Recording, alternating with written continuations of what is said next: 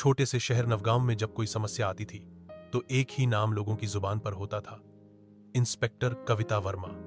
सीधी, सच्ची और तेज तर्रार। कविता ने अपने जीवन का एक ही उद्देश्य चुना था, सच्चाई और न्याय की रक्षा। झारिहर कविता की पहचान। जहां बाकी अफसर डरते थे, वहां कविता डटकर खड़ी होती थी। कोई रिश्वत नहीं, कोई समझौता नहीं। बचपन में उसके पिता एक भ्रष्ट सिस्टम का शिकार हुए थे।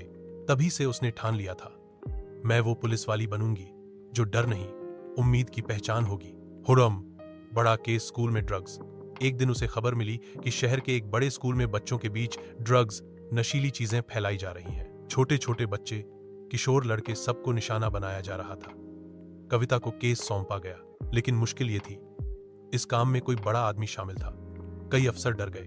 कुछ ने कहा, मैडम, यह खेल ऊपर तक जाता है। पर कविता ने जवाब दिया, तो क्या हुआ, अपराधी चाहे जितना ऊंचा हो, कानून उससे ऊपर है। Piece sting operation. कविता ने योजना बनाई। कुछ जवानों को स्कूल में छात्र बनाकर भेजा। गुप्त कैमरे लगाए गए। एक हफ्ते में सारी जानकारी इकट्ठा कर ली गई। फिर आया दिन छापेमारी का। स्कूल के कैंटीन से लेकर स्टाफ रूम तक छानबीन हुई।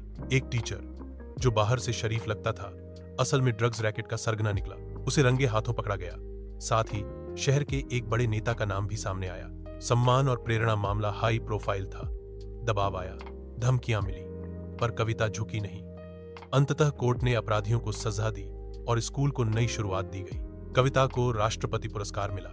स्कूल की एक बच्ची मंच पर आई और बोली, जब हम डरने लगे थे तब आपने हमें बचाया। अब हम भी आपके जैसे बनना चाहते हैं, सच्चे, निडर और ईमानदार।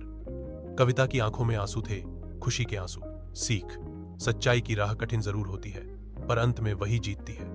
एक ईमानदार पुलिस अधिकारी समाज को बदल सकता है। अगर नारी चाहे तो अपराध भी कांप उठता है।